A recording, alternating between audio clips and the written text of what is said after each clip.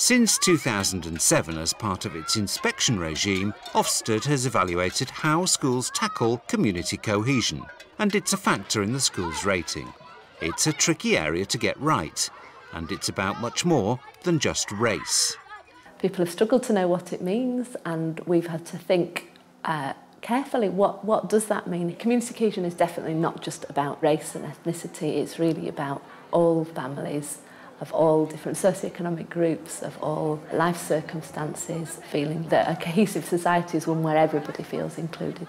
A primary school in Bradford and a secondary school in Oldham have both won praise for their approaches. Community cohesion at Ollerton Primary School is very much the lifeblood of the school. A large, multi-faith, multicultural school on the outskirts of the inner city of Bradford, and we serve many diverse communities. I have a very strong belief that community cohesion and pupil achievement is linked, completely linked. And so over the last maybe 10 years, we've worked very hard as a school to work together so that we have a shared belief that in coming together as communities, then our children will ultimately achieve as a result of our work. But this hasn't been easy, as during this same period, the school's population has changed dramatically. 430 pupils are currently on roll. 10 years ago, the figure was half that. 14 different ethnic groups are now represented. Previously, there were just 3. A lot of the work that we do is about breaking down barriers so that parents and visitors enter the school and they feel immediately that they're welcomed and that they are being valued. Are you going to be coming in later? Yeah, that's lovely. OK, so we'll see you later on today. All right, thank you. Bye. Bye. To encourage parents to mix and get on with each other, the school regularly invites them to support their children in craft sessions. When my eldest first came to school, obviously, because I'd spent all my time with them at home, I was really nervous when they first came to school, but straight away, they're so welcoming. They've got an open door policy where I can come in at any time. They're always telling us what they're doing, trying to involve us, and it just came really easily then. I felt so comfortable straight away. I think if the children see that the parents are making an effort to work together and the teachers and parents are working together, then they're going to think, well, they're going to follow by example. They're obviously educating the parents as well by coming in as well, breaking down barriers that they have got, if parents do have any barriers, because obviously it's not just cultural, it's social backgrounds as well. And by that they build confidence up, they can work with their children together and integrate together and move forward and help in their education. The school is also keen to be visible within the wider community. OK, so let's just do that again. I want to be there. I want to be the fastest. I want to win. I want to be the best. Every half-term, members of local faith and educational partnerships are invited in to help deliver a multi-faith assembly. Warm welcome, Jean. Thank Warm you. welcome. So, why are you dressed like that this morning? Well, you see, I never liked sport when I was young. Not everybody does. Not everybody does. I come from House Road Methodist Church, and I've been coming with my husband to this school to do assemblies for about 12 years. So it's very important that the school recognises the wider community and gets involved with the wider community.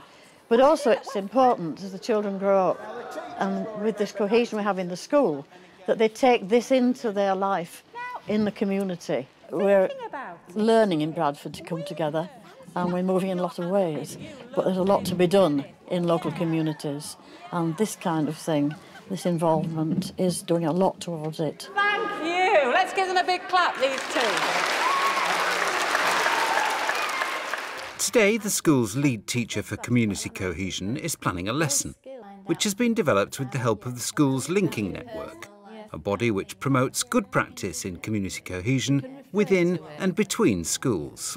The lesson we're doing today is based on community cohesion and looking at the children just having a real good chance to think about how would you talk about your own identity and talk to somebody else about their identity. If we ask the children to think of the visible difference rather than us giving them it. Place of birth is interesting for you too, isn't it? Place of birth, yeah. Yeah, I mean, is that a bit contrived if we bring that up, or do you think we should just... It's just true, isn't it? Well, it's just true. Training for all the staff has been a key part of our community cohesion development in school. And Meg, as lead teacher, has worked alongside the teachers and also supported the teaching assistants on a weekly basis, looking at their planning with them, coaching them alongside in the classroom. I think, Mrs. Khan, you were born in Afghanistan. Wrong.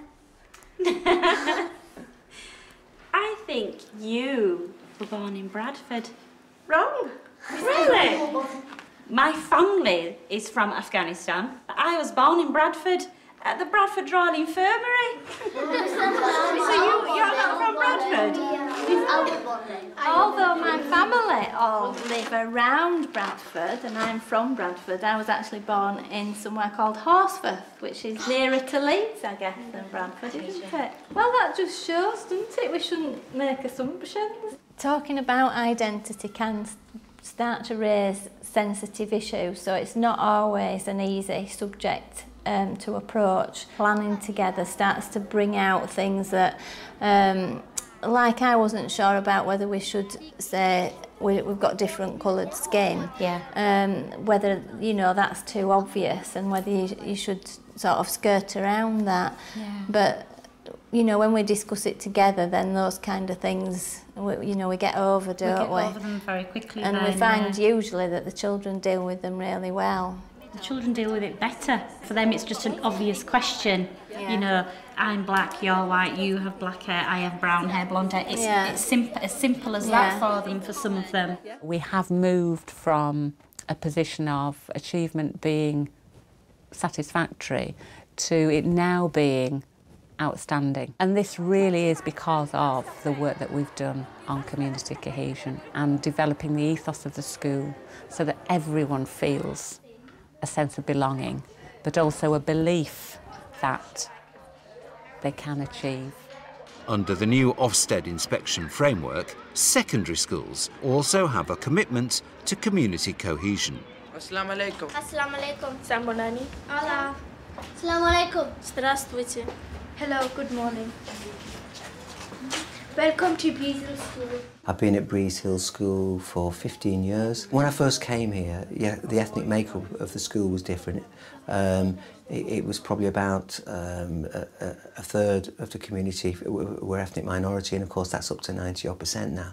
But more than that, as an institution, it had no confidence. The staff, for instance, weren't even confident enough to let children be together in a big hall to do exams. We can't do that. We can't let our children out of the building to go on visits to places. They won't behave properly. And one of the things that the head and the team he assembled has done has provided an increasingly wide range of contexts in which children can mix with other cultures and actually develop some confidence in themselves. To help create a cohesive environment from the beginning, the school focuses heavily on supporting Year 7 students through the transition process.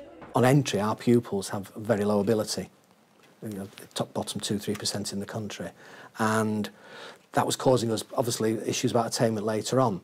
We were also having issues because our primary schools were segregated, all white or all Asian, that students were not used to working with each other. Now, you put those two things together, and you have quite a difficult start to the secondary school. We tackled it in a holistic way, really. We regrouped our Year 7s into one building to give them a better pastoral start to their school. We were able then to put the academic support in around language and numeracy and so on.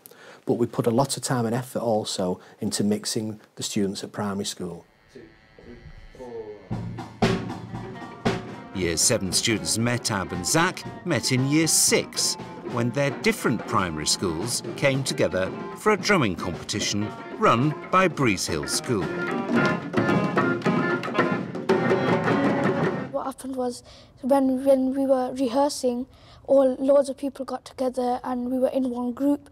So by that we just became friends and we were just talking to each other, and then we found out that we were coming to the same secondary school. So we were happy.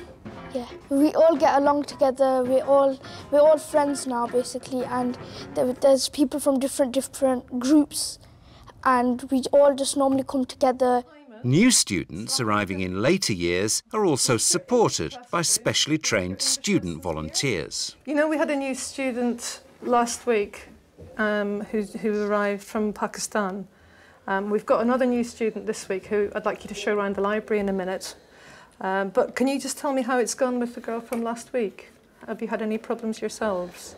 It's going all right now, but yeah, we did have difficulties with her because like she wasn't that familiar with school and she didn't know what was going on around, and so like it was a bit of a hard time for us. Okay, and how have you managed that yourself? How have you been able to deal with that? Well, by helping her around, showing her to lessons, taking her out with us. When I was new, I didn't know anything around here, and like I was totally lost and just didn't have no clues what's going on. And like when you've got someone who can help you, it makes life easier for you.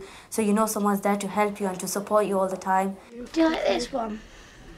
Yeah, so it's got English and Urdu. When I was younger, I've moved loads of times primary schools, and I know what it's like to try and fit in. And like, if like you just have one friend there supporting you all the way through, then that's just like who you're trying to be like one friend and then create it into more. Because students who come new, because they've got like people like us supporting them, and like we've got other students who support them, they feel safer and more confident, so whatever they want to achieve, they go for it.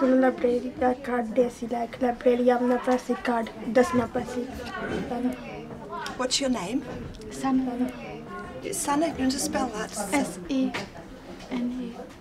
If you look at the duty to promote community cohesion in schools, one of the aspects that schools find very difficult is the knowing your community and being involved with your community. We've got a good way into that, which is our Grow Your Own policy with staff. It's about encouraging young people and older people who want to get school experience to come in on a voluntary basis initially. These are people who live in this community, whether that's the white community, the Pakistani community, the Bangladeshi community, or the new arrivals community. And what we promise all of them is, you know, if they will come in and do some volunteer work, we'll give them opportunities, we'll provide references for the work they've done, but we'll also give them access to any training that takes place. And for many of them, that's got them on a ladder of moving through. Dave Hibbert is one example. Living just around the corner from the school, Dave heard about the voluntary placements being offered, applied, and now he's working as a teaching assistant. There are people like Dave who came to me about 12 months ago looking for some volunteer work, and we've now got him. He's got a temporary appointment, and hopefully we'll, if we can't provide it, somebody will provide that as a permanent. But having people like that is a real asset in the school because they live in the neighbourhood, they keep us informed about the neighbourhood and the issues and what the school's reputation is like, and so we don't lose a grip on our community. They can be a leeway, they can be a way that we get into the community to get messages backwards and forwards, and they can disabuse some of the myths that run around schools, because neighbours often build up ideas about what it's like in a particular school, and having people who live in the community can really help with that. While it can seem a challenge, cohesion, it's actually about the way you work, it's about your ethos, the way in which you expect people to work, the values of the school, and it then doesn't become a chore, it then doesn't become something you're doing for Ofsted. It's embedded in the way that you carry out the work of the school.